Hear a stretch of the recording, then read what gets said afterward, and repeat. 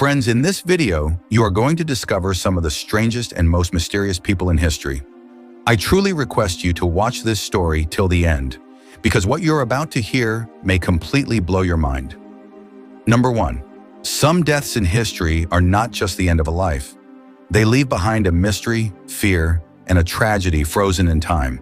Today, this is the story of one such young man, whose eyes never truly closed, even in death. His name was John Torrington, age just 20 years old. His dream, to make history at sea. John Torrington came from a modest background. He was a coal stoker aboard the British Royal Navy ship HMS Terror. The year was 1845. Britain had launched one of its greatest exploration missions. Sir John Franklin's expedition meant to discover the Northwest Passage, a frozen sea route through the Arctic. 2 ships set sail, HMS Erebus, HMS Terror. John Torrington was aboard one of them. No one knew this voyage would become a story of frozen death. Months into the journey, both ships became locked inside massive Arctic ice near northern Canada. The ships could not move, could not advance, could not turn back. Surrounding them was only endless white ice, lethal cold, and darkness that lasted for months. At first, the crew believed they could survive on canned food, coal, and stored supplies. But this is where the real disaster began. Due to faulty sealing on the food cans, lead leaked into their meals. Slowly, the entire crew began suffering from lead poisoning. Along with that came pneumonia, starvation, extreme malnutrition, and unbearable cold. John Torrington's body began to fail. The new year arrived, but for John, it was his final morning. On January 1st, 1846, John Torrington died, becoming the first casualty of the expedition. His crewmates carried him to Beechey Island, dug into the frozen ground, buried him in permafrost, placed stones over the grave, and marked his name on a wooden board. And there he remained, frozen in time.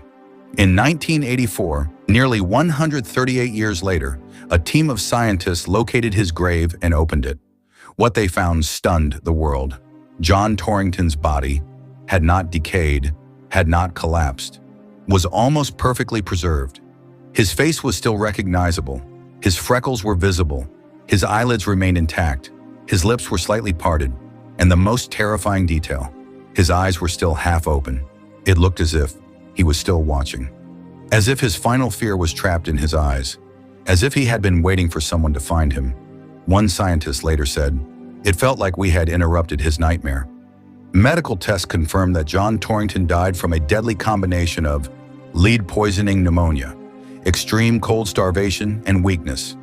After him, every single member of the Franklin expedition slowly died from disease, hunger, cold, and mental collapse. Not a single man survived. John Torrington never returned as a hero, never saw his family again, never knew his body would one day shock the world, but his half-open eyes still remain one of the coldest messages in history. Some journeys never let you return home. Some expeditions leave behind only graves, and some eyes never close, even after death. Number 2. Some lives in history force us to question just how cruel fate can be. This is the true and heartbreaking story of one such girl, Betty Lou Williams. Betty Lou Williams was born in 1932 in the state of Georgia, United States. But her birth was anything but ordinary. She was born with a rare medical condition known as a parasitic twin. Attached to her body was the undeveloped body of her twin, which was completely inactive.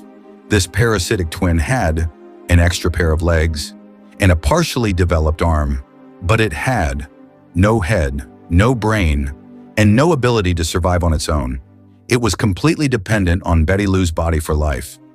At that time, medical science was not advanced enough. Doctors discovered that their blood circulation was shared, and their pelvic bones were also connected. Because of this, surgical separation was considered extremely dangerous. Even a small mistake could have cost Betty Lou her life. So no surgery was performed. As Betty Lou grew older, her condition became widely known across the country.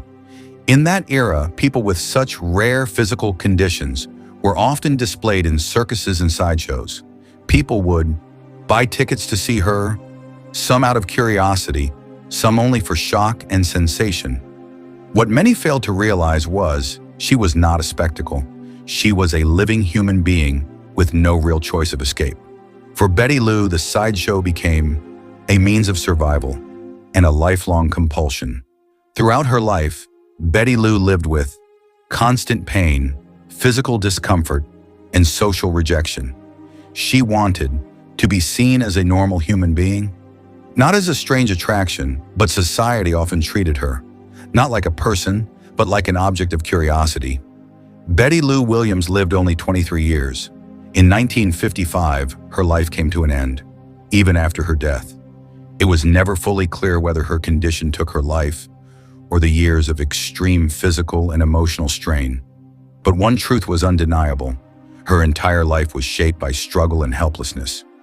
Number 3, some people spend their lives complaining about what they lack, and some turn the same life into an inspiration. This is the true story of one such girl, Frieda Pushnik. Frieda was born in 1923 without arms and legs. She had only a small partial arm, and doctors doubted she would even survive. But from the very start, Frieda proved she was not meant to give up.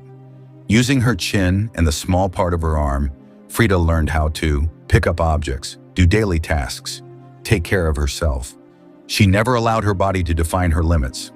At just 10 years old in 1933, she was discovered by the famous showman Robert Ripley, creator of Believe It or Not. He selected her for the Chicago World's Fair, and overnight, Frieda became known to the world. Later, Frieda joined the legendary Ringling Brothers and Barnum and Bailey Circus, where she performed for 23 years, 1933 to 1956. She showed the world how she lived, worked, and thrived without arms and legs. People watched her with shock, respect, and admiration. Despite everything, Frieda never complained about her fate. She always said, "Why me? That question is useless. It doesn't move your life forward." Frieda Pushnik was not just a performer. She was a symbol of courage, confidence, and unstoppable willpower. Number 4, the world is full of love stories, but some are so strange, disturbing, and shocking that they send chills down your spine. Today, we are telling one such true story of a man who kept his lover with him even after her death. His name was Karl Tanzler, and he called himself Count Karl von Cosel. Karl Tanzler was born in 1877 in Germany. Later, he moved to the United States and settled in Key West, Florida. He was a radiology technician, an ordinary-looking man, and already married. But inside his mind, he carried a strange belief. He claimed that a woman appeared to him in his dreams, someone he believed was his true love, destined for him. In 1930, Karl's life changed forever when a young woman came to the hospital for treatment. Her name was Elena Hoyos. She was very young and suffering from tuberculosis, a deadly disease at the time. The moment Karl saw her, he believed, "She is the same woman from my dreams." This is where a one-sided, dangerous, and delusional love story began. Karl took full control of Elena's treatment. He gave her different medicines, tried experimental treatments, stayed around her constantly. But the truth was, tuberculosis had no guaranteed cure in those days. In 1931, Elena Hoyos passed away.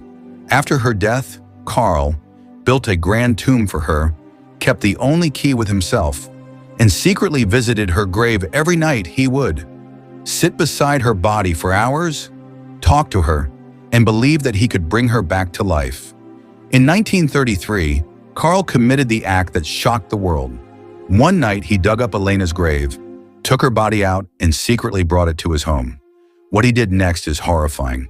He covered her body with wax and plaster, placed glass eyes in her eye sockets, held her bones together with wires, and dressed the corpse's decaying body in clothes, and placed her on his bed. Karl truly believed his love would come back to life, and they would get married. This dark secret remained hidden for nearly 7 years. In 1940, Elena's sister became suspicious and contacted the police. When officers entered Karl's house, they were frozen in shock. Elena's dressed corpse was lying on his bed. The news spread across America like wildfire. Karl Tanzler was arrested. However, too much time had passed since the crime. Legal limitations prevented harsh punishment. He was kept in a mental hospital for some time and later released. In his later years, Karl created a life-sized wax figure of Elena, lived with it, and continued to believe she was his wife. In 1952, Carl Tanzler died. Until his final breath, he believed his love was real. But the world remembers him as one of history's most disturbing and delusional lovers. So friends, what do you think about all these strange people and their stories? Do share your thoughts in the comments. If you enjoyed the video, don't forget to like it and subscribe to the channel for more such content. We'll meet again in the next video.